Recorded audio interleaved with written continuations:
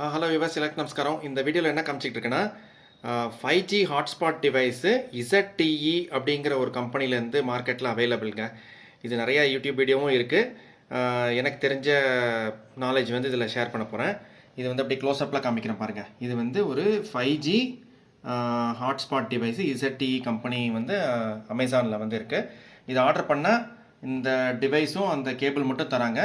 நீங்கள் வந்து இந்த டைப் சி சார்ஜர் வந்து ஒன்று தனியாக வாங்கிக்கணும். 5G சிம் வந்து இதில் போட்டுக்கலாம். ஏர்டெல் சிம்மு இந்த ஒரு வாரமாக யூஸ் பண்ணுறேன், நல்லா தான் ஒர்க் ஆகுது. இதில் என்னென்னா இது அந்த ஏர்டெல் சிம் வந்து இது ஃபோன் நினச்சிக்குது. ஸோ ஆக்சுவலாக அன்லிமிட்டெட் யூசேஜ் வந்து இப்போதைக்கு அலோவ் பண்ணுது. இது ஏன் வாங்கினேன் அப்படின்னு அதையும் சொல்கிறேன். முதல்ல வந்து இந்த ஏர்டெல் ஹாட்ஸ்பாட் வந்து யூஸ் பண்ணிகிட்டு இருந்தேன். உங்களுக்கு இதை பார்த்துருப்பீங்க, கேள்விப்பட்டிருப்பீங்க. பட் இதில் என்ன ப்ராப்ளம்னா, இந்த மாதிரி ஒரு பேட்ரி வந்து அது உள்ளே வரும். அந்த பேட்ரி வந்து சூடாகி உப்பி போய் சீக்கிரமே வந்து போயிடுது. ஒரு 1 இயர் அவ்வளோதான் வந்து ஒழுங்காக ஒர்க் ஆகும். ரொம்ப சூடான பகுதியில் யூஸ் பண்ணிங்கன்னா சீக்கிரமாகவே வந்து போயிடும். ஆனால் இது வந்து 4G ஹாட்ஸ்பாட்டு. இது வந்து பார்த்தீங்கன்னா 5G ஹாட்ஸ்பாட்டு. இந்த இதில் இப்போ வாங்கினதில் பார்த்தீங்கன்னா இது உள்ள பேட்டரியே கிடையாது. ஸோ இது வந்து பேட்டரியே இல்லாதனால அந்த அளவுக்கு வந்து சூடாகாது அப்படின்னு சொல்லி அவங்க பண்ணியிருக்காங்க. பட் அதில் விஷயம் என்னென்னா, 5Gயே வந்து ஃபோனும் யாராவது யூஸ் பண்ணியிருந்தால் அவங்களுக்கு தெரியும், ஃபோனே வந்து கொஞ்சம் சூடாகுது. 5G சிம்மே போட்டனால இந்த டிவைஸ் வந்து கொஞ்சம் சூடாகத்தான் செய்யுது. ஸோ அந்த சூடை தணிக்கணும் அப்படின்னா அதுக்கு தனியாக வந்து இந்த மாதிரி ஒரு ஃபேன் வந்து நார்மலாக நம்ம ரிப்பேர் பண்ணுவோம்ல, லேப்டாப் கம்ப்யூட்டர், அவங்ககிட்டயே வந்து கேட்டாவே கொடுப்பாங்க. இது எனக்கு ஒரு கடை எனக்கு தெரிஞ்சவர் வச்சுருந்தாங்க. அந்த மாதிரி இந்த மாதிரி ஃபேன் தனியாக வாங்கிட்டு அதுக்கு வந்து இது மாதிரி அடாப்டர் வாங்கிட்டிங்கன்னா அது பக்கத்தில் வந்து சூடாகும் போது வந்து பக்கத்தில் வந்து வச்சுக்கலாம்.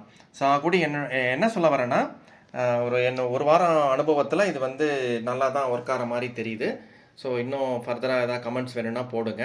ஓகே, இப்போ வந்து இதுக்கு காஸ்ட்டு வந்து இப்போதைக்கு மார்க்கெட்டில் இதெல்லாம் வந்து கொஞ்சம் புது ப்ராடக்ட்டு. இந்த ஜியோவும் ஏர்டெல்லும் வந்து அவங்க சைட்லேருந்து விடாத இருக்கிறனால இந்த ப்ராடக்ட் வந்து அமேசானில் காஸ்ட்லியாக தான் இருக்குது. 8,999ங்கிற மாதிரி போட்டிருந்தது.